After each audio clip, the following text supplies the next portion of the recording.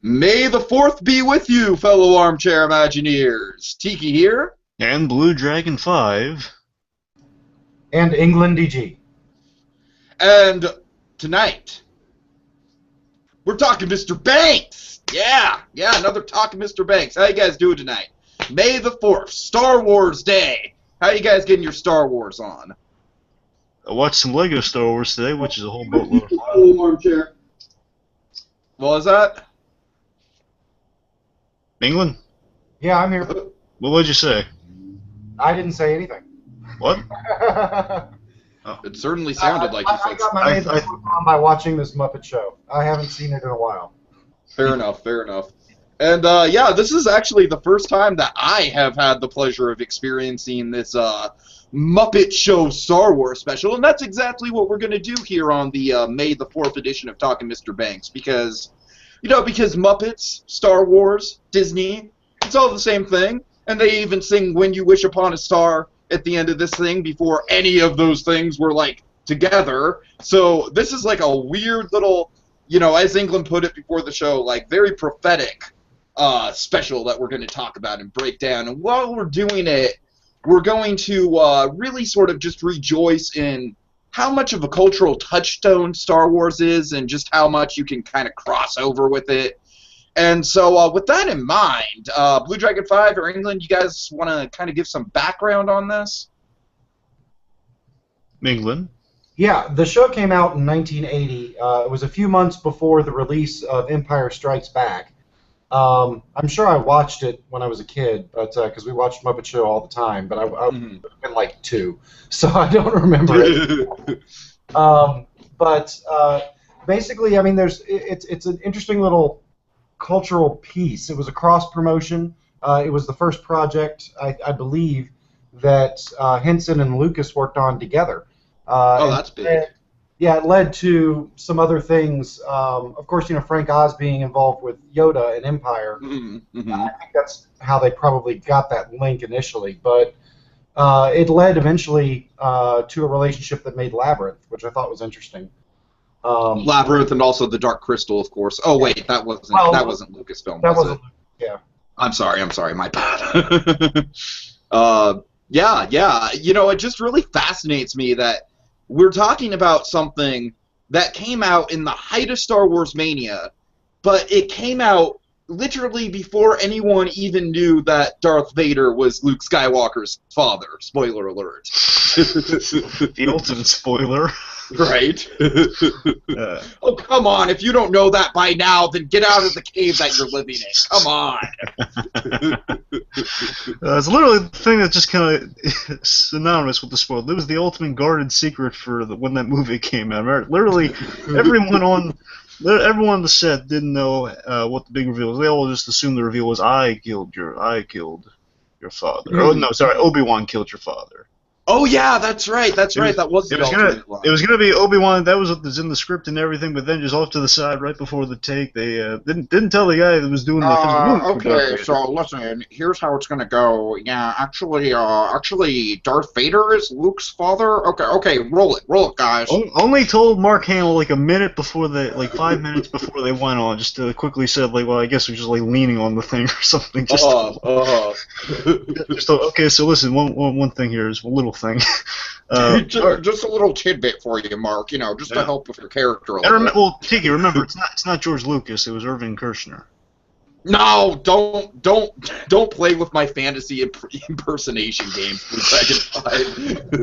Anyway, so as Kershner goes over there, says, okay, one more thing. Darth Vader is gonna be doing this, and this, but what he's really gonna be saying is that he is your father. So that's why that no was so powerful. One of the best no's in history of film. Seriously. Certainly a lot better than the other no in Star Wars. And of course, that no eventually cost the Buzz Lightyear no in the face of Zurg's "No, Buzz, I am your father." No! Yeah. But still not the same as no. That's not true. That's impossible. But seriously, with this special, I got serious nostalgic connections to this because I just remember kind of when I first kind of acquired the Muppet Show, which I've seen before, is I acquired on VHS tape. Remember, folks, for the kiddies out there, yeah, VHS tapes when you put in the cassette. VHS called a cassette player. You go to a VCR and you'd watch things before we had the advent of the DVDs and of course the very famous nowadays Blu-ray. Yeah. Anyways, so the point is, like, late at night, kids, here's what would happen. There'd be these TV commercials playing that to try to sell you things like they do currently, like with the Dean Martin roast, which are awesome, by the way, and I recommend those. But no, seriously, for kids, they would like put out the hey, get the Muppet Show VHS tapes, which basically later be kind of obsolete with the Muppet Show seasons on DVD, but still, it was before that time, folks. These are back when it was volumes, and it was cassette tapes, though. So the commercials, they would play like 3 volumes, which I have all 3 of them, and the second one, I believe, is the Star Wars one. It's like the Fozzie Bear cassette tape, I think, but it's it's basically they would always play the clip where it's like, and look at all these stars. You know, we have like Julie Andrews and I know what you're talking about. I know exactly what you're talking about now. Yeah. And then it'd be like the cast of Star Wars, and like there'd be like a toll-free number, not like a toll-free, like a little ordering number on the screens, like 18 or older to call in, and that would play the clip from what we're going to talk about here, just to, like the whole. There's where basically Miss Piggy is chewing out C-3PO, saying, "Well, she doesn't look like a princess to me. Watch it, hardware." Watch it, That's hardware. always in my mind, and whenever I saw that, plus we had these great little Brian Henson introductions to those episodes, where Brian Henson would talk about the. It's actually on the. I don't know which version of this you watched, or you guys watched. But like on the. Well, on I just YouTube. watched the one that was on YouTube. I don't know if there's multiple versions on YouTube. Well, I'm not saying, like, I don't know if they, like, some of them have the versions on the VHS tape where it's like Brian Henson talking to you before you watch the episode, and he's like mentioning Star Wars. No, I did not see that. I did not see that. It's nothing much, just him telling you that, hey, listen, we got to work with the cast of Star Wars, and it was a blast, and here you go. Yeah, nothing special. Pretty much him like prepping you for the episode, any like insider information. That was pretty cool. He said, "Well, we got to do that because Frank Oz, when he worked on Star Wars, and he did Yoda and performed Yoda in a few movies, and that's why we got a little working relationship going there." Anyways, I just remember that, and then just watching the thing. I was just blown away as a kid, just watching this, and like, oh my God, Luke Skywalker, some of the favorite Star Wars characters interacting with our dear beloved Muppets, and then we have that awesome ending, which we'll get into. And best of all, we had Mark Hamill, who's one of the best overlooked actors of our time. Let me just say, watching this special, like, Mark Hamill should be considered a national treasure in the same vein that Christopher Walken is, because he is just off the wall insane in this episode in such a good way. Now, seriously, folks, for those who he takes the role of Luke Skywalker just as seriously as in this as he does in the movies. And real quick, folks, before we get any further with this, I just want to say right now, so you all know, for anyone who just kind of equates Mark Hamill to one of two things, it's either he's the Joker, which is awesome, or Luke Skywalker, equally as awesome. Don't just think of him as that. Listen to. I'd say the Joker's a little more awesome. I know, but just saying. I'm with you on that, but still, I'm just saying that. Regardless, folks, if you want to learn more about this really interesting guy, so you'll see how versatile and how informative, and how insightful and how wonderful this guy is. Listen to the Fat Man on Batman podcast. It's in 2 parts with Mark Hamill. You're going to learn a lot from this guy. He's really fantastic guy, awesome podcaster, everything. The guy's a jack of all trades. You're going to learn a lot from this guy. Anyway.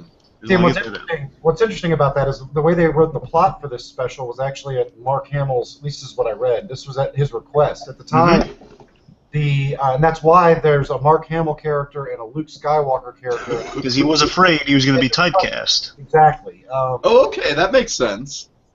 That's good forethought for Mark Hamill, just kind of showcasing he has other abilities and stuff. So unfortunately, it didn't really work out probably as well as he hoped. But bear in mind, he still had first of all. Gershwin. He can go to Gershwin, indeed. That's a good skill to fall back on, kids. That's a real good skill to fall back on. In case if you're kind of begging for change, this thing's going to earn you a lot of change in there. Oh God! No, but seriously, that's totally good advice to give the young viewers watching BlueDragonFive. No, but seriously, kids, we don't turn to gargling. Yeah, we don't encourage vagrancy here, folks. Okay, so where does the special start out? Oh, okay, so we start out. So one last thing, just saying, especially with Mark Hamill with the whole typecasting thing. He didn't expect Episode 5 to be the hugest sequel ever, and then of course followed by Return of the Jedi, which is equally a equally a fantastic film. That basically cemented him in the culture as Luke Skywalker forever until the Joker came along, pretty much. Sure, sure. So he didn't expect that. To be fair, I mean, he didn't want to be typecast as noble ninjas. Maybe had there not been as much success, there would have been a chance of that. But well, I don't know. The rest is history. But most of the cast was that way, from what I've read. I mean, Alec Guinness thought that the first one was going to flop. Yeah. Which obviously it didn't. But he brought it though. He brought a lot of his performance there, and he didn't lack at all with that. Well, he's a professional. Of course. Of course. But and Harrison Ford had similar reservations. So. Well, he wanted out after Episode 5. Remember, he wanted just. Yeah, he did. Yeah, he did. And there's kind of a massive plot hole in this that can only be explained by the fact that Harrison Ford did not want to be there. Well, I'm sorry. Do you mean do you mean actual Star Wars? Or do you mean? You want me to just say it? It's why did Chewie contact Luke and C-3PO instead of Han to save him? You would think he would contact Han first and foremost. I mean, that's his bro right there. Am I right? Well, I mean, come on. That did kind of bug me. What do you guys think Harrison Ford was doing in 1980 aside from well, he obviously shot the movie before 1980. You think he was doing any other movies in 1980? I don't know, England. Do you have any insight on that? No. My guess is he was filming another thing. That's probably why they couldn't get him for the thing. Otherwise, he just said he didn't want to. I don't know. Now, okay, correct my memory. Guest spot of Taken. I mean, he was working on Raiders at the time, because Raiders came out, in, like, 81? I think so. So he could have been filming on Raiders. Yeah. Now, correct my memory. Did he appear in the holiday special? Yes. Yeah, he did. Okay. Yeah, he was big role. He was there. That's I just whenever I think of the holiday special, I just think of Chewie. So and lots and lots and lots of Wookiees. Well, to be fair, when you think about it, they may have just wanted you have your main guest star. Maybe they didn't want to overcrowd with guest stars because Mark Hamill's the main guest star. And the other ones are kind of more costume characters than the actor themselves being focused. And usually the tradition with Muppets is one guest star per episode. Yeah, that's true. That's a good point. Maybe there's a bit of they that. do say the stars of Star Wars. They do, but then again, they have the whole thing. Mark Hamill's the actual guest and the named after the guy, but then again, the stars just crash the episode. That's the idea. That's true. All right. I don't know. It's up to me with that. Anyway, sorry. So we begin with the real star of this whole thing, Angus McGonagall, the Argyle gargling Garshwood. Yeah. So he's in his dressing room in traditional Muppet fashion. We have Scooter prepping him to go out on stage as we start almost every Muppet Show episode, and pretty much then we meet our stars. See what just burst in through the wall with the triumphant Mark Williams score behind John Williams, Tiki. John Williams. Wait, what'd I say? You said Mark Williams. Mark Williams? Oh God. I won't have John Williams besmirched on this channel. That was, yeah, I'm sorry. I'm kidding. Anyway, sorry, yeah. But you're right, Tiki. So he just burst onto the scene. And then I love how Scooter's instant reaction is just like, oh, these are much better guests! This is pretty much like kick McGonagall out of the room. Pretty much, you're out of here. Oh, this is an outrage. How can you take me out of here? Shoved out to the side. And then, of course, what's the best opening line you could have if you were a Star Wars character onto this show? What is the best? We seem to be on some sort of comedy variety show planet.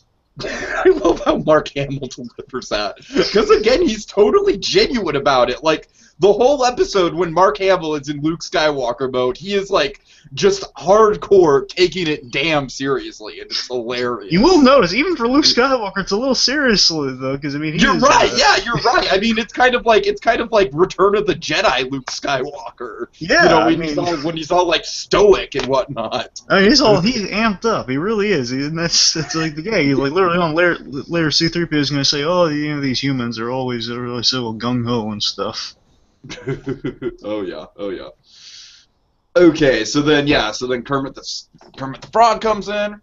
It's the Muppet Show with a very special guest star, the stars of Star Wars. Yay! Then, of course, we go through our beloved Muppets opening here, and then at the end of it is like in this variation, it's a duck that just honks on Gonzo's nose, which is pretty funny. Yeah. And then let's see. I'm sorry, England. Would you like to take us through a little bit of this? Oh, no. I'm following along. Okay. So then we have like Kermit's opening monologue. Yeah. We were scheduled to have the Argyle Gargoyle gargling Garshwood here, but then we basically have a substitution because we have better guest stars. Stars of Star Wars. I love how the Muppet crowd reacts to that. I love the random little wow. Yeah, it's always kind of a weird thing you notice that in the Muppet Show, it's literally all Muppets in the crowd. However, in all the movies, whenever they try it, or specials or movies, it's always there's humans in the audience. My God, you're right. That is something that I never noticed before. I mean, even just look at the Muppets in 2011. 11, yeah. In the Muppets, really the only Muppets we had in the crowd in that one were the homeless bunch around Zeph Gallus and Atkins. Exactly. What was it, Hobo Joe? Hobo Joe, I think. Yeah. Yeah, well, basically Hobo Joe's crew, and remember at the end they worship someone as the Hobo King. Oh God. All right, so now we get one of the. Oh yeah, worship Jack Black as the Hobo King. Sorry. Oh yeah. I'd say this is one of two kind of pointless sketches in this thing. Yeah, I'll give you that. But remember, they can't overpower us with Star Wars Every Turn. They do have this. Like hell they can't. I will gladly take 25 minutes of Star Wars. I will also gladly take that. Take everything traditional Muppet Show fashion. That's kind of their tradition. They have their Muppet acts along with their guest stars. They can't break that format too much. You got to remember that fit into a format. I get you.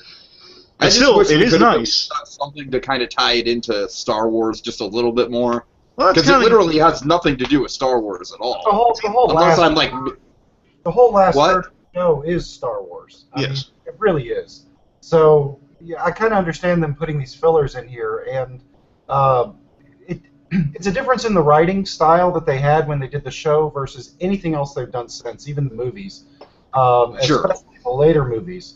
And I think that these little bits that break up your attention actually have a big impact on the feel of the show and the comedy of the show, so that when you do see Hamill and he's doing something, or when he's Luke, or later when he's doing the impressions, etc., there's a little more bite because you've set through this Ramalama Ding Dong skit. That was cute. And they tie in the sheep a little bit throughout the episode. So I mean, it's just that's the good point. Yeah, the sheep are tied in. It's just classic. It's the feel of the Muppet Show that they really, like I said, they really haven't captured it ever since. I don't think since the original format. Not Muppets Tonight kind of had it, though it was really bad. And the Muppets Tonight, that was the one with the purple one on there, right? What's the Muppeteer's name? The one who plays Elmo. He did this character we see in Muppets in Space. Was it Carl or? Oh God, I forgot. I can't remember the guy's name, but the host had dreads and was that's him. Loosely based, I guess, is a parody of Arsenio Hall, who was that's the guy. Yeah, remember no, you remember him, Tiki. Remember in the one it's like kind of the remember purple with like the red dreadlocks. Yeah, vaguely. It's like the hip and cool Muppet. Yeah, that guy. Remember, he's like, "Hey, Kermit, the animal bit the mailman." That guy from Muppets in Space. Yeah, he never made it past that show. I literally only watched Muppets in Space one time when I rented it when it came out. I've seen it once. Right. So, I'm sorry, England. Yeah, two characters actually made it out of that show into, I guess, the larger Muppet cast. One is Pepe. Okay, nice. Show. And the other one was the bear. I can't remember his name off the top of my head. Yeah, I can never remember his name either. It's like Bobo. Yeah, Bobo. That's it. Bobo the bear. Is this the same one that was the henchman? Yes, same one. Oh, okay. He first appeared in that. He first appeared in that Tiki in Muppets from. He was basically Jeffrey Tambler's henchman. He's like his number 2 guy. Yeah, but in the show he was the security guard. Yes. Well, okay. Kind of like a Scooter type character. Yeah. He would interact. And he was adorable. Yeah, he was great. He was great. All right, so just really quickly to go through this song, it's where sheep may safely graze, and it's basically a shepherd kind of singing a love song to a girl, and yeah, it's like you said, England. It's Ram-a-Lamma Ding Dong. That's pretty much say that. That's the skit in a nutshell. And let me say this with the whole kind of these interludes before we get to our Star Wars stuff here. Just you know, as a kid, I think it's not a flaw exactly, but just something to notice with all the Muppet Show episodes. That as a kid, I think it's a question of taste with your audience. You know, some skits you're going to grab, some aren't. I mean, I appreciate that. It's good. It's kind of clever. I like how the sheep keeps going through the thing, but really, it's okay. It's really I could have used, you know, more. Could have used like a little Star Wars tie in there. But, I mean, I do see Flint's point, though. I really do see the point of, you know, how it really breaks up sort of like when you do see Luke, it's like, okay, here we go. This is like the good stuff. Like, this is basically, England, am I right? This is pretty much literally just meant to be like, okay, yeah, we're watching this. This is kind of cute, but let's move it along. That's kind of what I think the writers were going for. Yeah. Yeah, it's building anticipation for later on. But again, you see what I mean, though? It's kind of like this whole subjective thing of whether, like, some skits are going to be hit or miss, and that's the thing. I think this one's not a miss. It's just. I mean, just like any variety show, of course. Exactly. So it's like that exact variety show. Exactly. Mm-hmm. Okay, so then also. I think it's good that they did this as opposed to say because it sticks to the variety show aspect as opposed to like what they did with Muppet Babies when they did the Star Wars parody at Muppet Babies. Ah, yes. I just saw that existed, and I'm kind of curious about it. Yeah, you should watch it. It's good. It kind of started what Family Guy ended up later doing, and that sort of. Oh, really? Like the Blue Harvest type thing? Huh. Yeah, it did it way back. I think in the late '80s, early '90s is when they did it. Okay. But it was the first show that really kind of did that whole, we're going to take our characters, put them in the place of the actual characters, and kind of retell the story, but in a goofy way. Was Gonzo also Darth Vader in that one? You know, I don't recall. That would be awesome if he was Darth Vader. It would be hilarious if Scooter was the Emperor, but that's just me.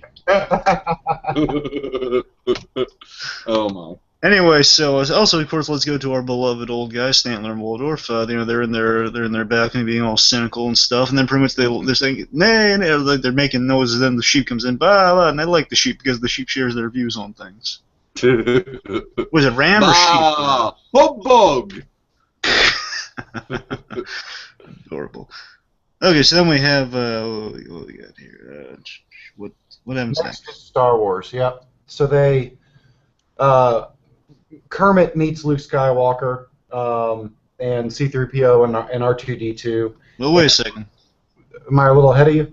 Oh yeah, there's one bit in between. There's kind of a little funny thing. Kind of the runner of the Muppet shows, like you know, Kermit the Frog always be at his little backstage desk that we even see in the Muppets Most Wanted. He even makes like in prison he has like a little makeshift little desk area off stage. And anyway, so the sheep come by and says, "Hey, wait, you feeling sleepy? Yeah, why you always fall asleep? Because we can't stop counting ourselves." You know.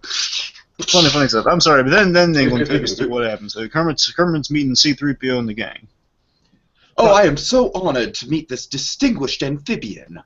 I gotta tell you, there's something really moving about that, Tiki. When you really think, I just thought to bring it all back to Star Wars here. You know, it's C-3PO is coming with all the sincerity he can muster. Usually C-3PO is kind of like the worry, sarcastic guy in the group. He's coming up to Kermit the Frog and says, "Oh yes, hello, sir." He's all friendly and stuff, and he's saying, "I just want to." He's saying it's such a pleasure to meet you. And here's a line that really got me. I think is really kind of nice about Star Wars here. He says. To the Muppets also. He says, you know, you bring so much joy to all of the universe.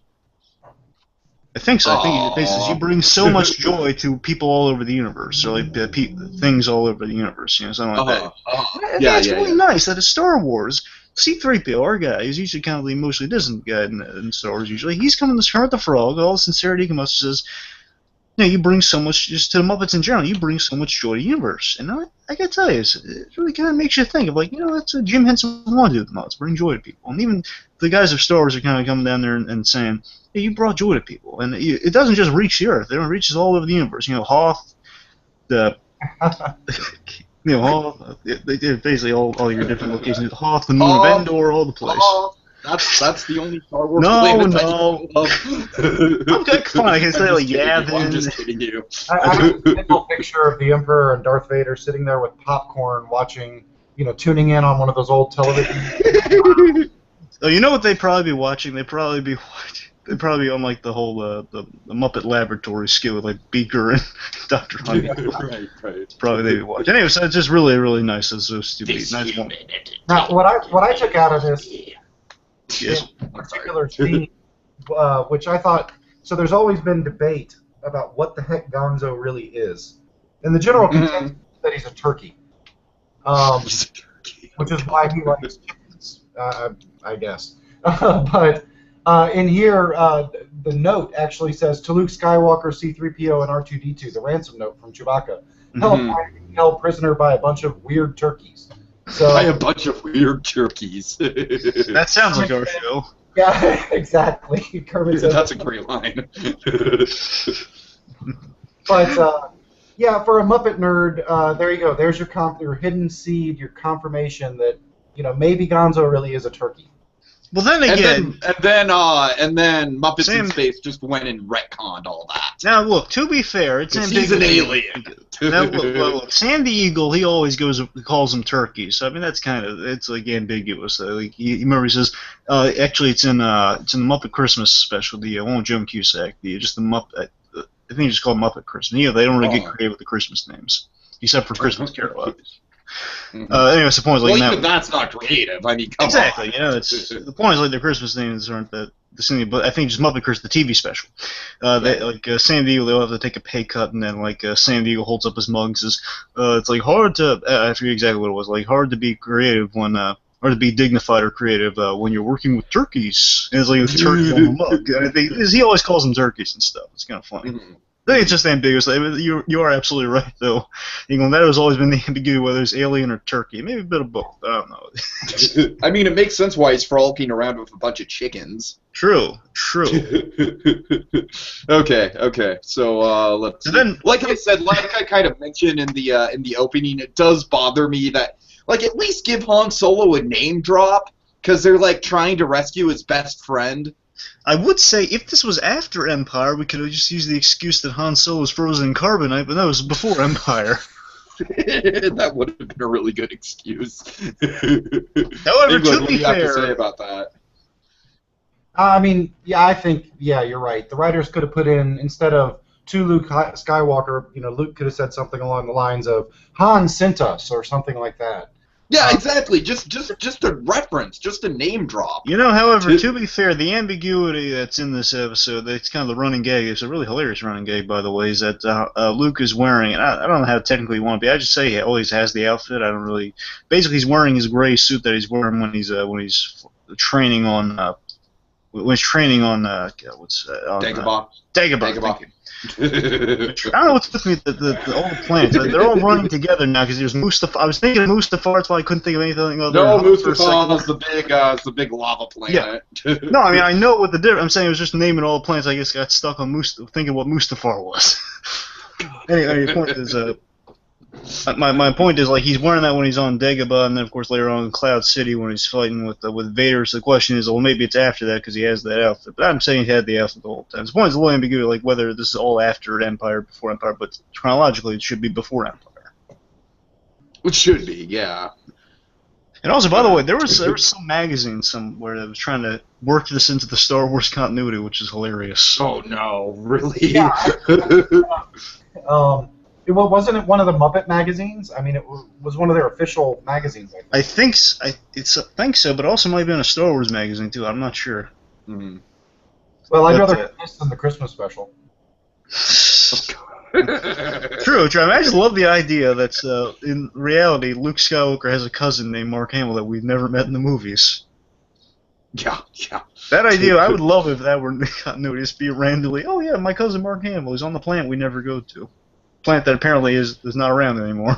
You shouldn't drop spoilers for Episode 7.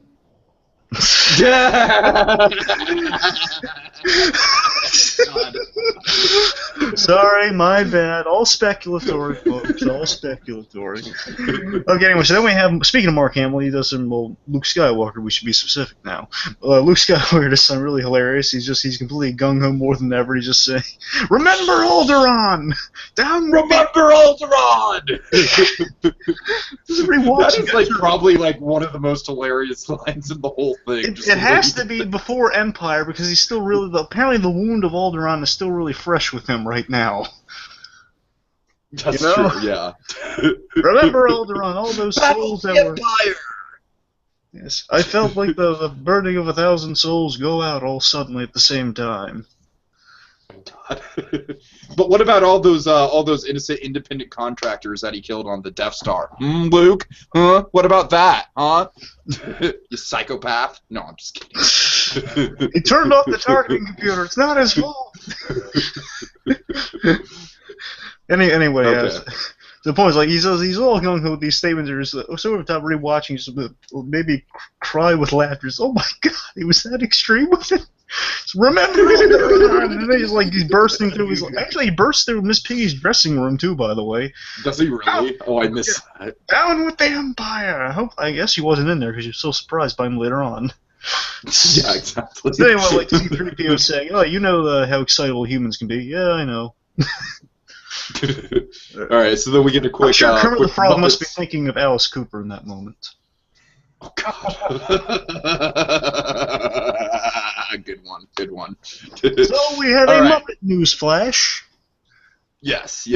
Only sheepdogs. Wait, I don't know the joke. I just have written down only sheepdogs have been found guilty. So he's basically talking about like some sort of trial where I guess it's like sheepdogs versus lambs and sheep. Okay, so kind of tying it all back together with the sheep, so that's nice at least. And first of all, it's just the sheep runner is pretty funny. Just I'm not uber over the moon about the actual thing. So I always love the recurringness of it all. But the point is, I just love the fact that the Muppet News guys just coming on with like just basically the trial results and like it's a satire of what happens in real life. We have like these people outraged over results, over trials and everything. Oh, right. He's like saying, and the sheepdogs have been found not guilty in sheep barrage. I'm like, Meanwhile, Scooter's practicing for his act later on, and we have like the sheep critic is kind of peering through the window. Bah. Everyone's humbug. Everyone's a critic, like you said. I think he had. When I saw it on the rewatch, he had a poster on the back that was Star Wars. Yes, he does. He has a Luke Skywalker poster, him with the blaster, yeah. Luke? Yeah, okay. Yeah, it's Luke. I saw I was going to bring it up later on, but yeah, it's there. All right, so we have Kermit back with the game and Luke back with the if you want to give it some resonance there, maybe that's the reason he kicked out the gargling. Oh yeah, sure. Because he's a big Star Wars fan. That's probably why. He says, "Oh, Luke Skywalker, screw this guy." Then again, it is the early '80s, so like a huge percentage of people were big Star Wars fans. Yeah. Hey, this guy blew up the Death Star. Let's have him, not the gargling guy. Remember Alderaan. Yeah, and forever. I'm just gonna start randomly using that now. All right. Anyways. So Kermit, he's back with the gang. Sorry. Yes. Well, what's going on? He's back with the gang, and then Luke is acting all uber serious. So Kermit's basically asking. Well, he's asking like the stars of Star Wars. He's just asking, hey, you guys like feel like singing a song or something? And then C-3PO and Luke Skywalker's like shoot him down. And then pretty much like R2-D2 says it's like beeping, like beep doo. And pretty much R2 he wants to dance and sing and everything, but then C3 goes again. This is hilarious. Like the Abbott Costello of Star Wars. It's just C3PO is like, oh you wouldn't be able, pretty much like shooting them this, and you wouldn't want to perform now on this third-rate basically saying no, you can't dance, R2-D2. What's wrong with you? And then Luke Skywalker, a big slap on the head. Yeah, and then Luke Skywalker says, "Yeah, you want to be on this." I think it's Luke Skywalker says, "You don't want to be on this third-rate variety show." And then Kermit just kind of defends him, saying, "Well, second-rate." Yeah. And then Fozzie comes in, and apparently Fozzie's a big Mark Hamill fan. I love this, by the way. I love he's just a big fan of Mark Hamill, not Luke Skywalker. Just he comes in there and says, "Oh, you're Mark Hamill." And it's just, the ambiguity I love is at the end of this. Just it's the best payoff of. You think Luke Skywalker might just be trying to avoid the press, or something. He's looking around and says, "No, he's my cousin. I'll go get him." I actually thought it was Mark Hamill just not trying to break character at first. Still, it is pretty hilarious. There's this Fozzie Bear comes out. "Oh, Mark Hamill, I love that guy." So he goes out back to the alley, and then pretty much just Luke's. I always remember that alley because that's when Gene Kelly did his "Sing in the Rain" act from. Anyway, so then and then Mark Hamill comes back. "I'll go get him." He's I'm such a big fan. And then he comes in and says, "Hey, Mark Hamill, what do you do, Mark? Are you gonna be able to be on the show?" He says, "Well, what can you do?" "Well, I do impressions." And he's doing like Kermit the Frog impressions. Yay! What else do you like? Who is that? Just he does an impression of Fozzie. It's just they don't get it. They don't get who it is. He's impersonating. They're kind of shooting down Mark Hamill's talents. It is impersonation spot on too. Do you know if this was really Mark Hamill doing It's really Mark Hamill. That's great. That's freaking great. I thought so. Just wanted to make sure. Then he says, "Well, what else can I do? I can play." Basically, he says, "I can sing." And he's playing the piano. And he's saying intentionally, kind of silly. That's why they write him off. That pretty much it's a no-go for the singing. Then my favorite part, he does the dancing comedian routine. Yeah, the dancing comedian. What do you get? A frog horn. I just love. He has like the classic little the Susquehanna Hat Company, like little straw hat, cane as he's doing his little dance number. Like literally what we saw Fozzie do in the Muppet movie. Yeah, and then his big important skill. He gargles like Gershwin. And then Kermit the Frog says, "Well, I don't know quite how to say this." "Well, now I know exactly how to say this. Get out of here! Get out of here! Out of the theater! We don't need you!" Poor Mark Kermit Hamill. kind of turns into a jerk in that moment a little bit. Well, he was patient with him enough. Remember, gargling Gershwin apparently is the last straw. However, to be fair, though, on Mark's behalf, they were going to go with gargling Gershwin. They were desperate before the Star Wars guys came by, so they should be lucky to take whatever this guy's going to give them. Oh God. He was in the "You're a Good Man" Charlie Brown. He deserves better than that. Seriously, he was though. Wait, Mark Hamill? Yeah. Oh, really? Okay. Yeah, that was his Nice. first thing before Star Wars. Was there like a live-action movie of that or an animated? No, just a play. He did on. Oh, it was a play. Okay, I see. I mean, obviously, yeah, I know it's a play. I covered it on Theater Geeks, but okay, nice. I think nice, he played Snoopy. Actually, I think he did. cool. Anyway, All right. So let's see. So we got Luke Skywalker. So then pretty much as Mark Hamill runs away and like, "Oh, I didn't get to get his autograph," and then just as Luke Skywalker comes back. No one move unless he's all gung ho. No one move unless you want to spend the rest of your life as a rug. Ah! I don't know why. Just Fozzie running in terror cracks me up. Oh God, good stuff. Okay. What's our next All right. Tiki? It's McGonagall on stage, and he's like, "Oh, the stage is empty. Now is my chance." And then what's he do? He starts gargling Gershwin, of course. And then the best part, Mark Hamill just silently joins him like an Ellen sketch. He's like, "Shh, shh." And then, well, how do we get this off the stage? Animal, sick 'em. Animal chases him off the stage. He's very proud of himself. So then we get another kind of little interlude. We got the little fish swimming cautionary. I will wager to say, like, I can defend the sheep thing because it's, the sheep come back, but this has nothing to do with the rest of the And again, it's just, I've got some input on why that exists. What do you got? Okay. A lot of these little skits, especially when you watch the VHS or the DVD release versions, they include things that were only aired on the BBC. So when the Muppet Show was in syndication, well, before syndication, when it was new, when it was being released in the U.S., we had longer commercial breaks.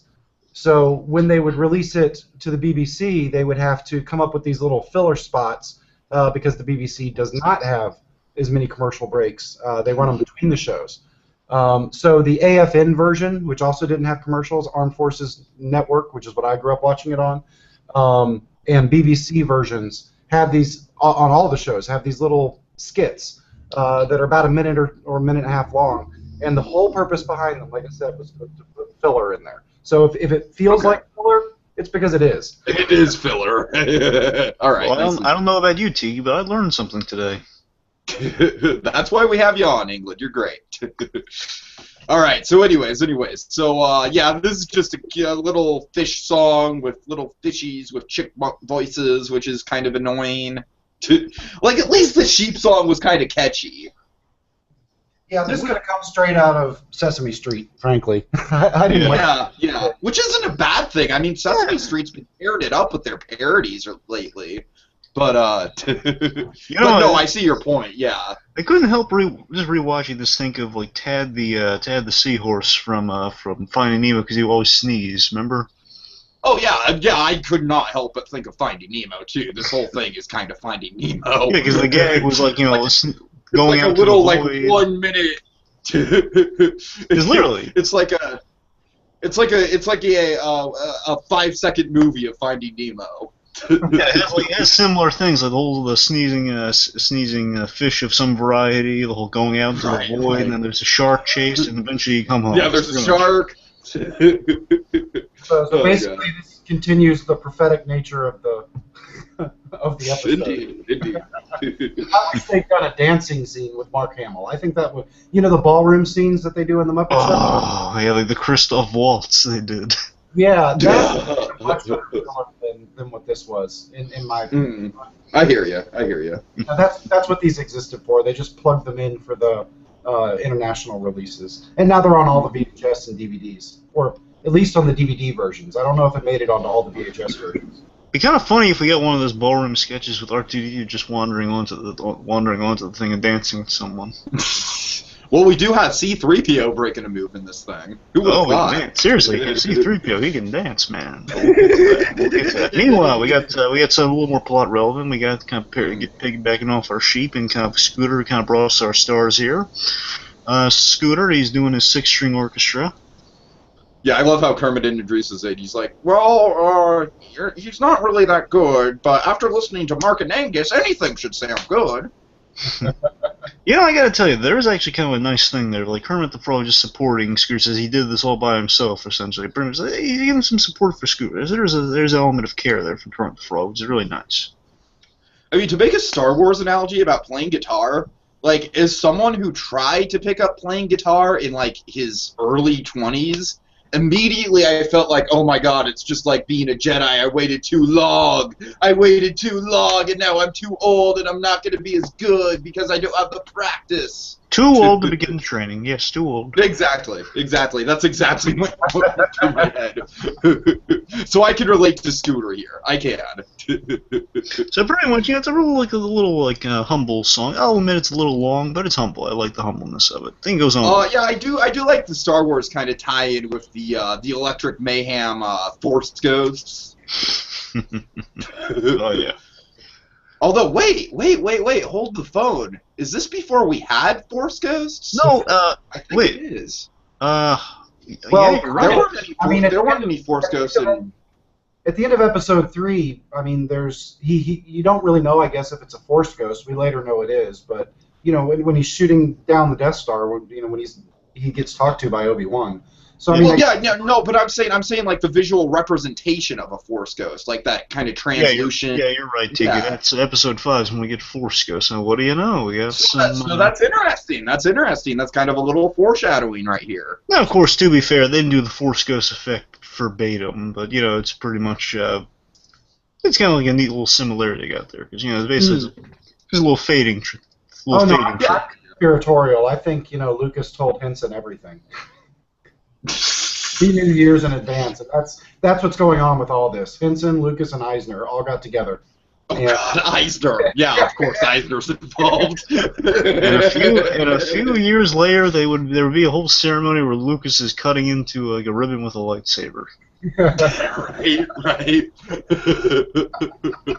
Oh god. And I could be wrong here, but I want to say he was wearing Mickey Mouse ears, but I can't verify that. Okay. Anyway, so then pretty much, we mentioned like there's a little Luke Skywalker poster behind. Pretty much he just dreams of the Electric Mayhem Band, just playing with those guys and being cool like those guys. Which is, it's endearing. It's good for Scooter. Like, give him a little bit of wrong. recognition. Is the ending a little bit of an homage to Saturday Night Fever? That was what I thought. Yeah, visually it kind of looked like that. You got a point. I think the set definitely looks like it. Yeah. Sure. So then we have kind of a classic pairing here. We got Kermit the Frog and Robin, his trusty sidekick, Robin the Frog Boy Wonder. No, I'm kidding. We got Robin there. And pretty much, Robin's like, Uncle Kermit. So he's panicking. He's just, okay, listen, Robin, calm down. Don't panic here. Everything's, or else things go to chaos. One thing at a time. That's how I'm able to put on this show without falling into a panic. Exactly. And then he says, okay, get ready for the Pigs in Space sketch, but that's it, Uncle Kermit. The Star Wars. I love this idea. The Star Wars guys hijacked the Pigs in Space spaceship, the Swine Trek. They kidnapped they hijacked the Swine Trek. And then just Kermit the Frog's going to other panics. He says, it's a good thing I told him so he didn't panic. Now let me just point out how ironic it is that the Star Wars characters are stealing a ship that is themed to Star Trek. And just how want to point that out. Just bask in that. Oh, J.J. Abrams must have loved the Muppets as a child. Right. Oh god, that's a whole other different story. Okay. It's all a conspiracy. This entire episode. This entire episode is just like Disney was like they were planning to do episode 7 this far in advance, and this is the evidence. Well, there was a substantial gap in between when they did that. And George, we need you to do us a favor. We really need you to make the prequel suck, so that we can come back and do episode 7, and then everyone will just love us again. And Can you do that for us, George? And in return, we'll do some cool documentaries about how you may or may not be the bad guy. I just watched that the other day. Seriously, what a fantastic documentary. Anyway, moving on. So we got pigs. We got pigs in space.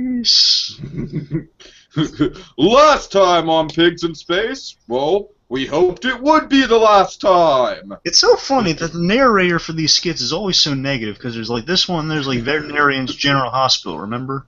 He's always saying, like, the doctors, he's always insulting them, saying, last time when we left our heroes, we were hoping we wouldn't find them. Well, something along those lines. It's pretty much, it's really funny. So we see their ship is quite literally... Hello? I'm here. Sorry, I thought I heard something. No. Anyway, sorry. So it literally is quite literally a pigsty, their ship, which is pretty funny. Yes. And this is not pleasing 3PO one bit.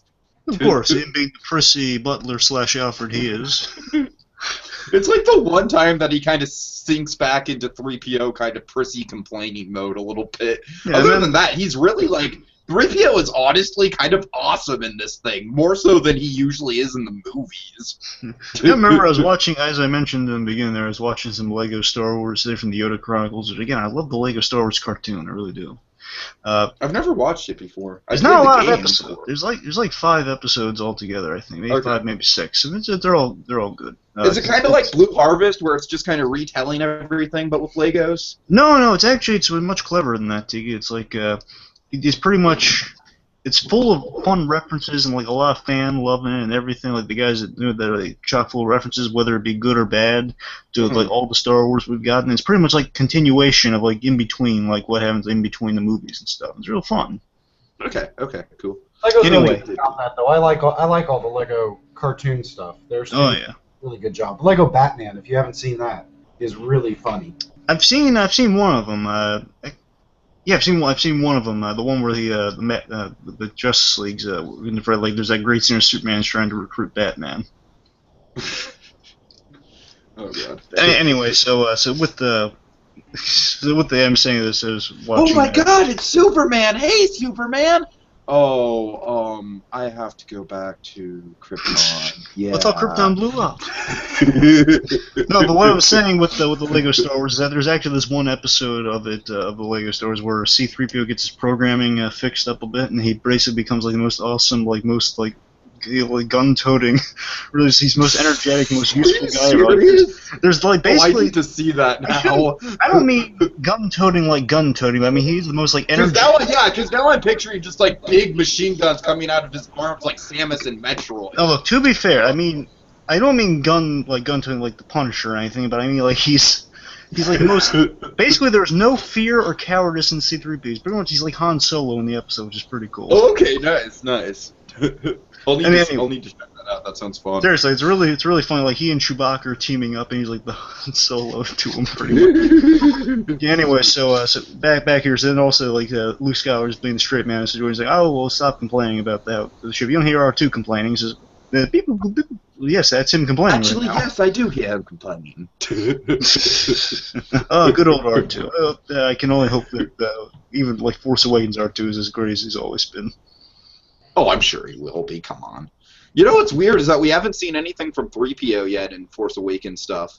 Well, like, I'm kind of wondering if they're gonna do kind of a different, like just how in Episode 1 he had like all the exposed circuits and everything. I'm kind of wondering if in this one they're gonna give him another sort of like slightly different look, like if he's gonna be like a little rusted or something like that. Here's an important I don't question. Do you think they turned him off at some point? Who knows? Okay, anyways, we're getting off track. Right. Okay, so then Link Hog walks in. First of all, I just love that name, Link Hog. I don't, just because it reminds me of Zelda. I'm sorry. I say that because, there are a bunch of, pig-related delicacies, I suppose. Yeah. Links. Link Hogthrob. Ah. Hog. That's a put. Yeah, it's got to be a reference to Shatner being like a heartthrob back in the day. Exactly. Anyway, so he. What are you talking about, BlueDragonFive? You're saying Shatner's still not a heartthrob? Come on, man. Anyway, so Link walks in here, and Miss Piggy she peers through and she says, "Oh, Luke Skywalker." Maybe she goes to change and do something really fan servicey. Meanwhile, so then they have something really fan servicey that's also like in a few years about to get really messed up in terms of continuity, but we'll get to that. So then we have the best running gag ever. So Link comes in, oh, what's going on here? He says, well, look, we're simply borrowing your ship so we can find our friend Chewbacca. He says, okay, but I have one very important question for you. Who's your tailor? I love that outfit. I love that outfit. I guys love, me, Tiki, I love my mundane. I just love the fact, yeah, he's got a really cool outfit on. Someone's asking him about that. Right. Well, perhaps if I give you my measurements. It's really funny. Then Dr. Strangepork walks in. Oh my god, Dr. Strangepork is always so funny. That must be an homage to Doctor Who, right? Must be. I always thought Strangelove. Yeah, I thought Dr. Strangelove. Oh, okay, that makes sense. Okay. Cool. Then again, how long has Doctor Who been around? Oh god, 1950s? Oh right, yeah, I thought, oh man, that guy's been around for too long. Yeah, way too much continuity for me to get invested in something like that. Anyways, let's see, so we got, is there Dr. Strange? I'm Dr. Strangepork. He walks in there and, Bedfjord, I can walk! So he walks in there and bumps into C-3PO, and like C-3PO says, oh, and I thought our names are strange. Dr. Strange. Yeah. And also we get like kind of a funny kind of little precursor to Empire where Dr. Strangepork is like, oh, I bumped into your funny little trash can here. And he's pushing the buttons, and it's kind of similar how Yoda did that to R2-D2 in the movie, remember? Yep. He does, yeah. So like it backfires. I love how 3PO is just like, oh, don't be disgusting. Don't push like another droid's buttons, that's weird. There's some subtext to that there that I'm not going to get into. Yeah. Anyway, so Luke, I love it they keep going with this. Luke's he's the nice guy that he is despite his overzealousness. Oh yeah, he's got a notebook down, he's taking. The idea, just the simple idea that he is going to, just because he hijacked the guy's ship, and it's kind of not cool, it's just to make up for it, he's gonna take this guy's measurements and out of the kindness of his heart, go to his tailor and make this guy a suit and give it to him. That is nice. Oh, I love it. It's like all the measurements, like the last one's like 42 head, 42 thick.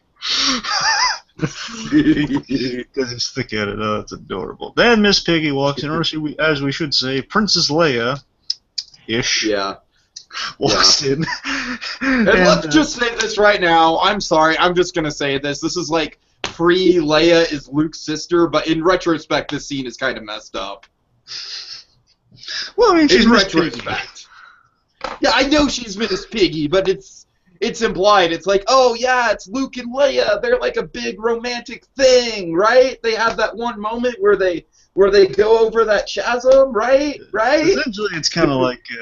no, I was going to make a dumb reference. We're not going to talk about it until Thursday, but never mind. Oh, dear. Okay, yeah. And anyway, so... Yeah. Basically, Miss Piggy started cosplay. Pretty much, yeah. That's a perfect way to explain it. Well, at the very least, she started space cosplay.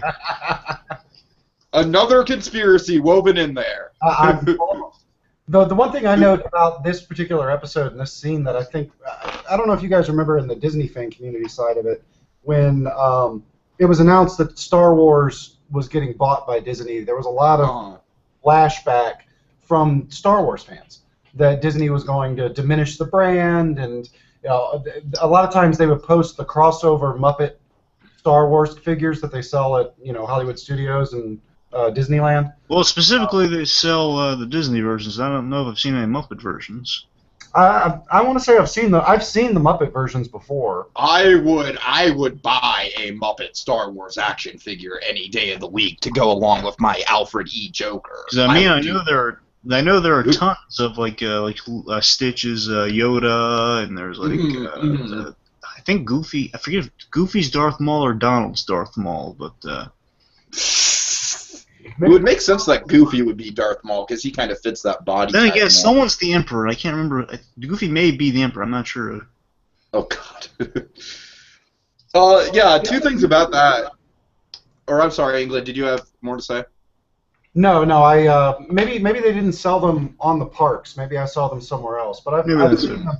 Yeah, I've seen them posted before. But they really tie in actually to this episode. Especially the Darth Vader character. Oh, I would love a Darth Vader gonzo of some variety. They make them. I gotta look for that. Okay, yeah, two things about what you just said, though. I really found it ridiculous when the fan base was crying foul over Disney, because it's like, hello, McFly, look what they did with Marvel. It was awesome. Yeah. I remember the fear and paranoia over Marvel. I remember that was so funny. Just people were afraid like the Punisher was gonna fade out of existence. But this was like after the Avengers, so it's like Marvel was already like a proven like huge thing, an awesome thing. Exactly. And so pretty much all. And then also England, what you said about them fearing that there's gonna be a Muppet Star Wars crossover. I would love for them to just, and I think I probably mentioned this before on other podcasts, but I'll just mention it again. I would love for them to do just a feature, theatrical, feature-length Muppet Star Wars. I want that. I genuinely do want that. So, I think that would be awesome. I don't know. I couldn't help myself. Oh, yeah. I had to Google it. They do sell them in the gift shops there, so I wasn't remembering incorrectly. They started in 2008. All right. And they've got like Sam the Eagle is Obi-Wan Kenobi, Beaker is Makes a lot of sense. Link Heartthrob is Han Solo. Of course, let's see. Bunsen is R2-D2, so you get Bunsen as R2-D2 and Beaker as C-3PO. Wait, shouldn't Beaker be R2-D2? I know, that's kind of reversed, yeah. I guess it's because of the height then. Yeah, I guess so. Yeah. But it's actually kind of funny when you think about it, because it adds to the pun, because now C-3PO isn't the talkative one, he's the one who beeps. So It'd be funny if Rizzo the Rat was like Grand Moff Tarkin or someone. Oh god. No, but also one funny thing about the idea of a feature-length Muppet Star Wars is that when I first mentioned it back on I forget what podcast it was that I mentioned it on, man. It was a while ago, but we did our whole casting on it, and this was way before I even saw this thing or knew that this existed, but I thought that Gonzo would be the perfect Darth Vader, and I was right. I was completely right. All right, well, back on topic here. Sure, yeah. Let's see. So then we have like Miss Piggy walking in there, and pretty much like she has the buns in the hair and everything, like classic episode 4 Leia look. You know, she's walking in there and says, "Luke." You know, you're like like a similar thing to "You're My Only Hope" type thing. So, you came to rescue me, yeah. And this is like, well, who are you? Well, I'm the princess. And this is, I was kept prisoner by Darth Nader. Darth Nader! Anyway, so like, I'm just gonna make this joke once, and then I'll let it go, but Ralph Nader, Darth Nader, there, it's out there. Nader. Anyway, so then pretty much Miss Piggy just Luke Skywalker has a barb at Miss Piggy saying, "Oh, he must feed his prisoners well." And then she doesn't take kindly to that, like pulls him closer and says like, listen, I'm gonna like make joke like that, essentially joke like that again. I'm gonna like go along with this, or I'll cut you in half. Very violent threat, yeah. I'm thinking like karate chop, but then again, Star Wars lightsabers. I don't know. She could Darth Maul. I don't know. Yeah, Darth Maul. Yeah, exactly. Then again, he'd have like robot legs and Come stuff. back with cyber spider legs. Yeah. Yeah, like father, like son. You know.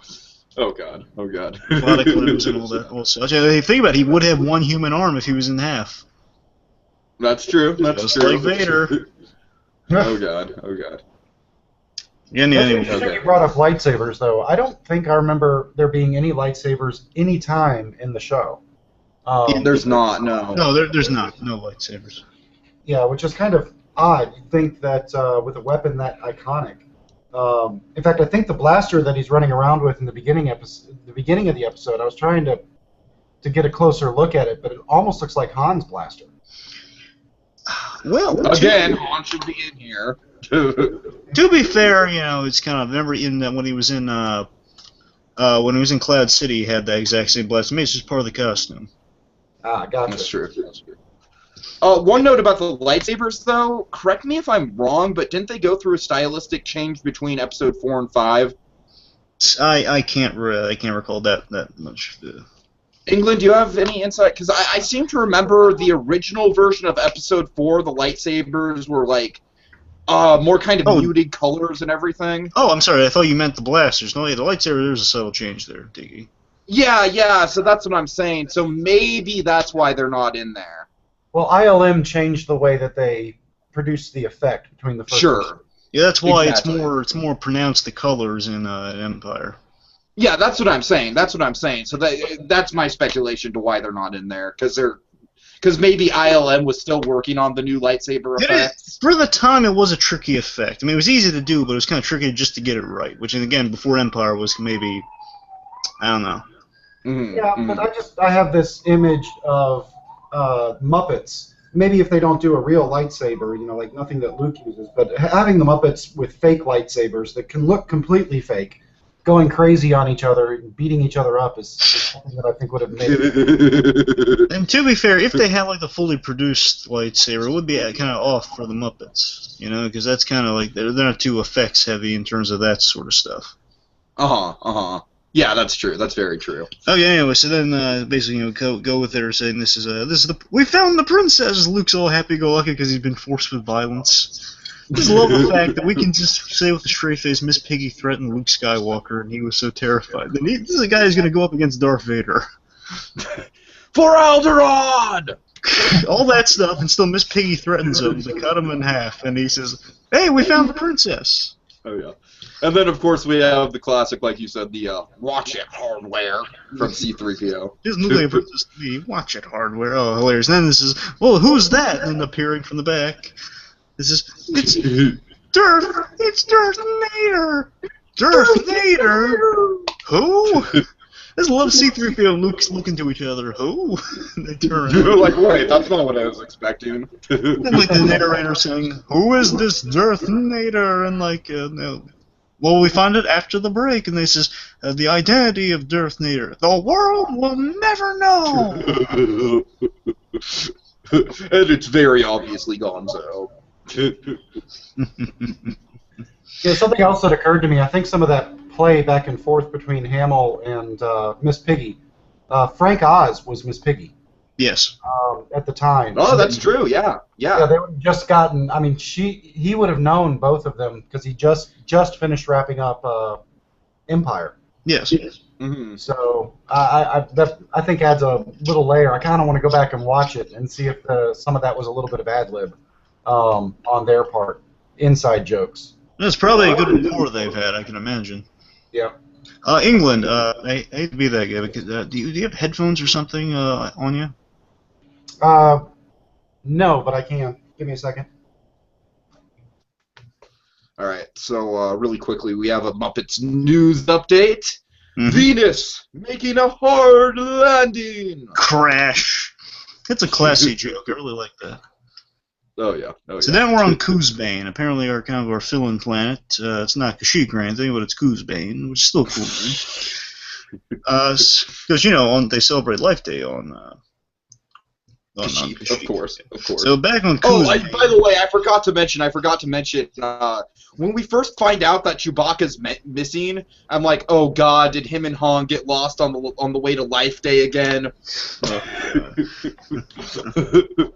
England, you there? Yep. Okay, making sure. I'm sorry, there was a bit of a feedback before we didn't have the headphones on. It's just kind of. Yeah, better now? Oh, it's much better. Just making sure you can hear us and everything. Everything's good. Anyway, so now we're on Coosbane after a soft landing. Not very soft. I love how they point out. You call that a soft landing? Oh, really funny. You forgot to push the stoppy thingy. You mean brakes? Just I love how dim Link is. Just like the stoppy thing. He just sounds like I love. He sounds like kind of a mama's boy during these moments of like remember when he's panicking usually in the Pigs in Space thing. Is call my mommy. He was like saying stuff like this. The most cowardly, dim-witted things is here. You forgot to push the stoppy thing. Classic Shatner. Really funny. So let's see what else. So they say, hey, let's go to that cave. He says, oh, that's a good idea. No, it's not, because it's him. Oh no, it's Darth Vader. And then he's coming closer and closer. I love it again. Run! He's gonna run in every presidential election as an independent candidate. Oh no! It's so funny just how straight Mark Hamill's playing is, because he's saying the most as if he's. He's faced against the actual Darth Vader. He's yelling at him. He's like, don't come any closer. Say something. He's yelling at him so vehemently, like he's looking at pure evil right now. They're doing a little wheezing thing like Vader does, like where you can tell it's Gonzo, which is pretty funny. Just making the breathing noises. Well, you can tell it's Gonzo right from the noise, or right from the nose. Well, yeah, I'm just saying, I love that every aspect. There's no reveal on this guy whatsoever. You know exactly. Oh, yeah. Oh, by the way, I just love the line before he starts coming over ominously in a hilarious fashion. I just love how Link just cowardly says, oh, isn't he so icky? Isn't he just icky? This one, it's like, oh no, it's him. And then he instantly cowers behind Luke Skywalker. He's like, isn't he icky? Oh, God. So then just say something. Why don't you say something? He says, who's your tailor? So then Luke Skywalker's trying to blast him away again, really serious. He's like, haha, my crypto, Kryptonagon? Kryptonogram transmitter? Yeah, Kryptonagon. I think. Kryptonagon, okay. You might be right there. I'm sorry. Kryptonagon transmitter. I wrote it down. I can't decipher my own handwriting, darn it. Yeah, I wrote it down too, but I just don't know how to pronounce it. Yeah. Like a Kryptonagon transmitter, which pretty much means a blaster won't work. It scrambles with the signal that's transmitting the blaster's functioning. Mm-hmm. I guess. Well, Batman can stick in the blaster. Literally in the Arkham games, Batman has a device that kind of jams guns, which apparently is any guns. I don't know if it's magnets or anything. I don't know. Magnets! Oh! Sorry. Magnets, bitch! Yeah. Anyway, so So then they said, we have the ultimate weapon. If not, well, we don't have blasters, but we have the ultimate weapon, which is Chewbacca. Da, da, da, da, da, da. When Chewbacca came out, I literally cheered. Because I didn't know if he was actually going to be making an appearance in this. It's kind of weird seeing Chewie without his belt on, but you know, I mean... Yes, that's a big oversight. I don't know why that's there. England, do you have any insight on that? No idea. Have we ever seen him in Star Wars without the belt? I'm just trying to remember here. I don't think so. I think now. You sure, like, when he was, like, fixing the Millennium Falcon, did he have it on, or...? I don't know. I mean, it's been a while since I've watched the original trilogy, but my memory says no. Yeah, I'm going to optimistically say maybe there were some parts when he didn't have it on, but I could be wrong. I don't know. Anyway, so regardless, I'm thinking... he didn't. I just looked it up. He didn't. He didn't put the belt on. He didn't take it off at all? He did in Hoth, yeah. But there's another scene... Oh, in Hoth, okay. Yeah, there's another scene I can't exactly place... It's still when they're on Hoth, but where he pops out of like a hatch on the Falcon. Yeah. And not the scene. Yeah, he didn't have it on then, but when he's on the scene sitting on top where he's welding, I guess he had it. He did have it on in that scene. So yeah, I mean we have seen him without it, but it doesn't look right. Well, I'm just gonna guess that maybe Nader says, "Oh man, this guy looks like a weapon or ammo for a weapon. I'm gonna take it off him." Yeah, that could be. If that's the case, that's kind of lame. Especially because he's running around with a blaster. Skywalker's running around with a blaster for half the episode. That's true. True. And one thing about the original Muppet Show was it really was separate from their Sesame Street kid-friendly brand. I mean, they had some edgy stuff in there, and they could get away with it in 1980. I don't think. Today, if they tried to do it, people would be like, "Oh, that's Muppets. You can't do that." And yeah, you can't exactly have a gun PSA on Sesame Street. Although Sesame Street has done both Game of Thrones and House of Cards parodies. Well, and Avengers. So I don't know what that says about Sesame Street now. or what kids are watching. I guess so, yeah. Okay, anyway, so let's see. So then, how can they... Okay, so Chewbacca, I just love this. Tell me something. This Peter, just looking at Chewbacca, can you tell if he's, like, happy being there? Like, I get a sense of Peter Mayhew's he's not too thrilled being there, but I don't know, how can I kind of agree with you. I did kind of get that sense that he's just kind of obligated It's just the dance later on. By the way, I didn't get to know the guy or anything, but I met Peter Mayhew once. He's a really nice guy. Nice, cool. But but still in this thing, I think later on when he's dancing, it seems like they really just barely be doing any of the dancing later on. But then again, exactly. I can only assume. Actually, kind of maybe that was part of the joke. Right. Oh, then again, I'm assuming it's a really hot suit, so maybe he can't dance that well. And the fact that it's a hot suit probably also kind of partly explains why he doesn't want to be there. Yeah, but anyway, it just looks kind of funny. That might kind of add to Chewbacca's being fed up with this guy kidnapped him. Right. It proves Chewbacca's thrashing him around a little bit. Just looks. You know what? Let's just say that Darth Nader stole, or Darth Nader. I'm sorry. Let's just say that he stole the vest. That's what I said. I said he took it off because it's a weapon. Yeah. Okay. Anyway, so after it's funny. I can just imagine Chewbacca trying to thrash around Darth Vader, being adorable. Anyway, so the Emperor's like, how can he get out of this? And then it's pretty much, well, I have the weapon that can stop a Wookiee. Angus McLean, the gargling, Argyle, gargling Garshwood. It's like torture for the Wookiee. Even that's Chewbacca's weakness. See, we've never seen that. This reminded me of the freak show in Star Wars where that jerky little kid takes a flash photo and Chewbacca freaks out. Like Chewbacca, he's sensitive to that kind of stuff. He's not going to take crap. He'll let you know when he's unhappy. Chewbacca, he really does not like gargling Garshwin. He really is not a fan of that. Anyway, so that's pretty much it. I love just, again, in the most silly situation, it is still kind of like especially to a kid, mind you, even to us a little bit. most kind of dramatic situation to put our Star Wars characters treated so dramatically, of like, oh no, there's no way out. Just to hearing like the gargle, and seriously, just hearing Luke Skywalker in a moment of like, I can't believe we're going to end like this. It's just like, this is it. We're done for. How could this have happened? Just like looking around, like, oh, how can we possibly get out of this? He literally says that. How are we possibly gonna get out of this? And then Kermit the Frog swoops in to save the day with a musical number. And Luke just, Of course. if you look in the background, all the Star Wars characters, especially Luke, he's just completely dumbfounded, like looking to C-3PO, like, what is happening right now? Just like completely dumbfounded. Where do all these guys come from? And you are my lucky star, you know, like playing the little song. It's adorable. And it's like, how about the dance, guys? And then like Chewbacca and R2-D2 are dancing together. R2's he's not too fancy, but he's giving it his all. I gotta say, I'm going to optimistically say that Chewie dancing badly is a joke. Well, I think the real test is seeing how well he danced in at the end of Jedi. Maybe that's the real test. Of seeing how well he dances. Right. And they were all partying pretty hard there. Remember, like Han Solo. They were. Hey, was Han Solo wearing beads in that movie? I don't know. All I know about that celebration on Endor is that the remains of the Death Star are just hovering over the planet and are eventually going to kill all the Ewoks. Endor Holocaust, folks. Look it up. Anyway. I'm sorry. Way to bring everyone down, man. Back to something a little lighter. We got, well, that probably is why it's the last one. Oh, wait, it's not. We're going to episode 7, which could be awesome.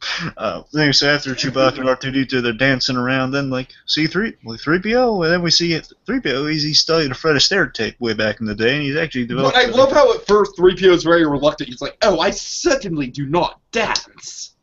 You guys love just, like, the dun. That really nice music. I just seeing C-3PO do a good tap stance, a good little soft shoe. Oh my god, he tears it up. He's like the best dancer out of all of them. He is. Yeah, props to Anthony Daniels, especially dancing in that suit too. He does a really great job. Little tap dance. Exactly. Yeah, for sure. And like C-3PO says, he studied a Fred Astaire film once, and that's how he can do that. Makes sense. That actually kind of makes sense for the continuity of C-3PO. Well, we know C-3PO. He's good at a lot of things. He just doesn't give himself enough credit. That C-3PO needs self-confidence. That's what he needs. You know, remember he's given like the whole story. He's worshipped as a god by the Andorians. Mm-hmm. Yeah, exactly. Yeah, you're right. Yeah. Anyways, then what about you, Luke? He says, "No, I'm gonna go get my cousin." And then who comes out to save the day? Bring us on home. Bring us the Disney vibe here. We got Mark Hamill singing, bringing us into "When You Wish Upon a Star." Doesn't matter who. And in the background, what can you expect? A Disney castle on another planet arises. And fireworks. It is the most Disney thing, and this is like so far before that Disney ever bought either Muppets or Star Wars. It's at least 10 years, maybe a little bit more, before we got the whole Star Tours in Disney anyway. Yeah, certainly. Because that came out in like I think '89, if I'm not mistaken. So it was like 9 years. About 9 years, still before we even got Star Tours. So they're thinking ahead of the time there. Sure. England, you got anything to comment on with our little Wish Upon a Star sequence here? Oh no, it's definitely just surreal. Yeah, Star Tours came out in '87, the first one. 87. Okay, thank you. But still 7 years before that. Yeah, 7 years after this. I just when I saw the ending, I was just like, this is incredibly, like you said, it's prophetic. It's like, who would have thought 30 years later they'd all be here we go. Yeah. We'd be getting all of this 30 years later. Exactly. Oh god. That'd be great. Like Kermit the Frog got a cameo in the cantina or something, but no. No, I would not go that far. I know. I'm kidding. Maybe like a more realistic kind of creature Muppet. No, even then, don't throw off the mood, man.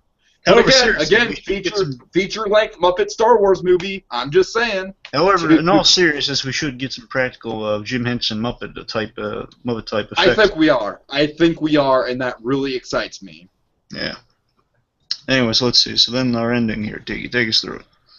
Okay, so Kermit, he's, it's just like any classic Muppet Show ending. He's bringing out the stars. I love the delivery of Kermit. He's just like, Chewbacca the Wookiee. Oh! R2-D2.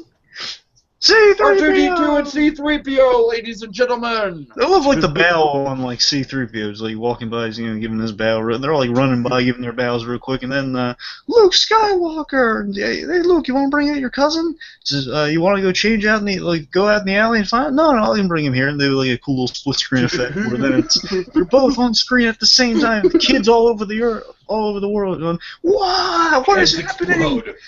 Oh my god, they're not the same guy! Oh my god!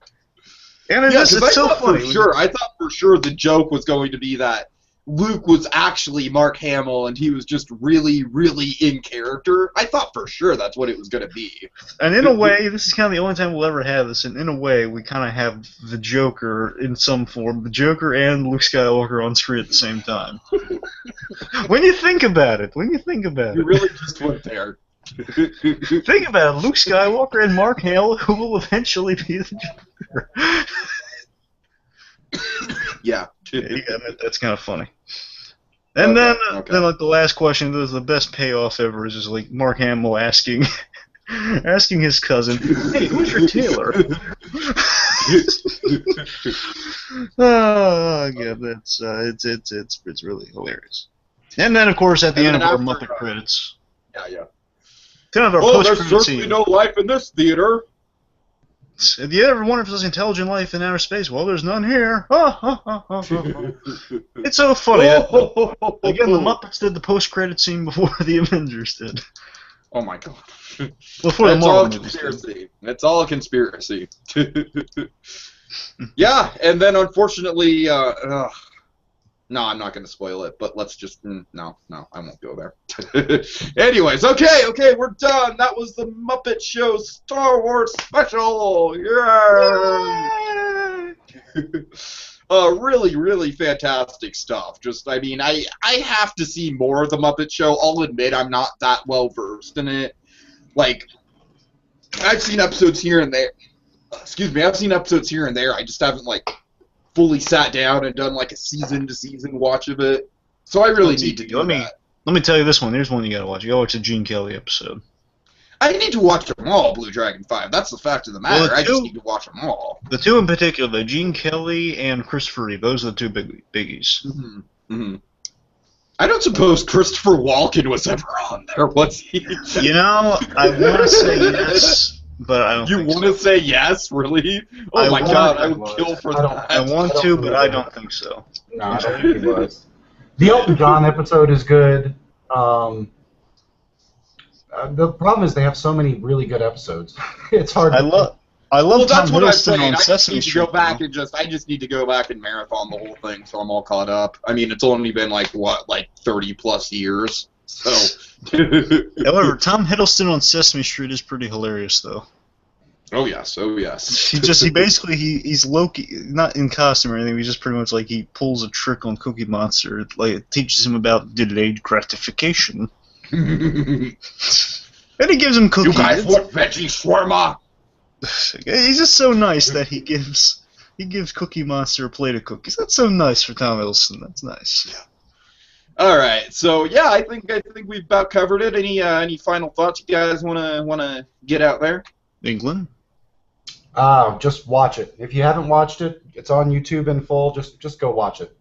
Indeed. Well said. All right, yeah, it's a fantastic episode filled to the brim with insane sort of Mark Hamill just tears it up. I mean, love me some Mark Hamill. Props. I'm always could be in a mood for Mark Hamill. That guy's fantastic. But there was a reason I was watching the Flash show. Flash is fantastic, by the way. But he reprised his roles of Trickster from the Flash show back in the 90s. Well, actually, yeah, 90s. Well, it was for 2 years. It was kind of 98 and 89 and 90, I guess. But point is that.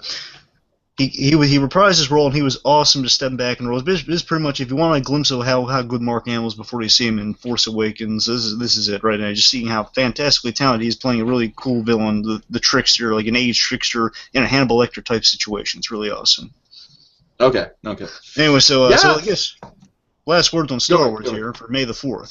Just so again, just looking at this, it's an amazing feat. Seeing our beloved Star Wars characters who permeated the culture ever since they first walked on the screen back in '77. Since permeated ever since then. They've never left the consciousness of pop culture.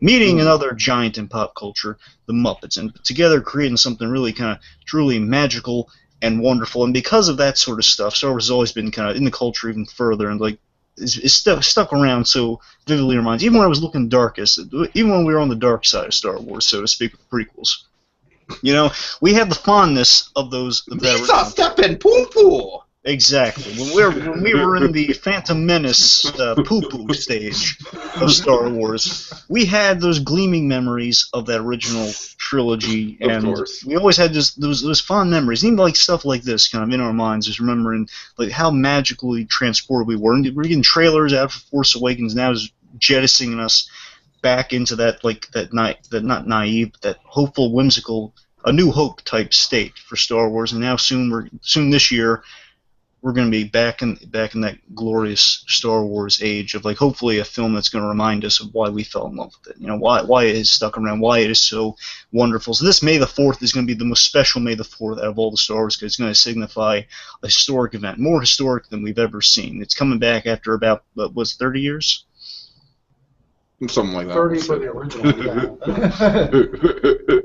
Yeah, we're not even going to count the prequels as movies. This is the first new Star Wars movie in 30 years. The point is like the sequel. It's the first sequel since we're re-exploring this universe where it left off since. I mean, I literally remember when I was kids, like my sister, was a little older than me. She'd say, "Oh, George Lucas has plans to do 7, 8, and 9, right?" And I literally did not believe her.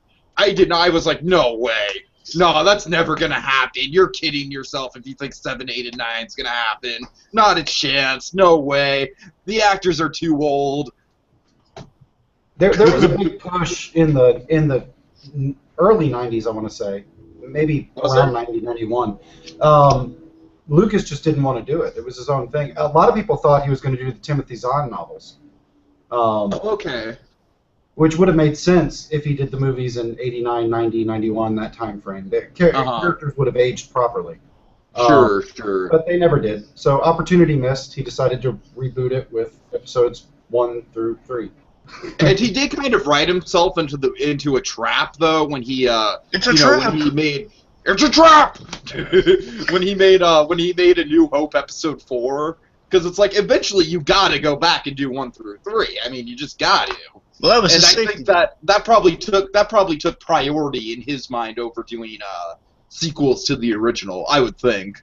Yeah. Well, I'm not sure when he retconned that exactly, because originally it wasn't released as Episode 4. Yeah, originally it was just released as Star Wars, but I guess they're right on the draft, I'm guessing. Oh, no, I knew that, but I'm just saying, just when he did change it to Episode 5 or Episode 4, when he did officially do that, it was like, okay, yeah, now there's 3 movies that we kind of have to make just for continuity purposes. But again, it's just so nice that we're kind of re-exploring that time where Star Wars was inventive and having. We get again, I'm so glad just to be able to experience that. You and I and a lot of people around the world. In England, I believe you were around for one. You actually got the theater experience for the original trilogy, right? Hey, I got the theater experience. I just got the special edition experience, but I still did see him. And that's not that bad. It's not that bad, okay? It is. Yeah, it is. The problem is it's bad in the place. When it's bad, it's really bad, and it sticks out. When I was a kid, I had no idea about the whole Han shot first thing, and it didn't even register with me. Okay. You know what? I don't mind that. I mean, watching the documentary, watching that as well. In E.T. I mean, I didn't mind the Han shot for. I mean, it's fun to argue about it, but I didn't mind that nearly as much as. All of the digital animals that were added. That just that's true. I mean, it was just too much. It takes away from the scene. I absolutely despise the band in that Jabba's band. Oh yeah, yeah, What they did with those. that. Yeah. And so that's kind of my point. I mean, I just watched them a couple of weeks ago, and yeah, you're right, they're not that bad. But when they're bad, Well, I'm just stand saying, like, I'm glad that I still got the experience of watching those movies for the first time on the big screen. That's all I'm saying. Yeah, well, I like that we're getting a chance to kind of experience kind of what I guess, well, hopefully will be kind of like that proper experience. Basically, it's been a long time since we've gotten something. It's going to feel like just kind of that build to even well, I guess maybe not ever there's even like kind of like hopefully a much better version of like a Phantom Menace anticipation of something. Hopefully, it's not going to be like a world-breaking, spirit-crushing experience. And like the way we've all been hoping this thing goes, that we have a build like Phantom Menace. Like Dark Knight Rises was for me. I'm not going to get into that now, but. Basically, just kind of a place that we're going in with such high expectations are going to pay off by just, as Kevin Smith put it, just transports you back to an 8-year-old or a younger version of yourself watching these for the first time, just being in the universe again. And it'll be a magical feeling. It'll make you feel like you're part of the Force. And speaking of that, what is our last sentiment on this glorious day, Tiki? What is our last statement? May the 4th be with you always.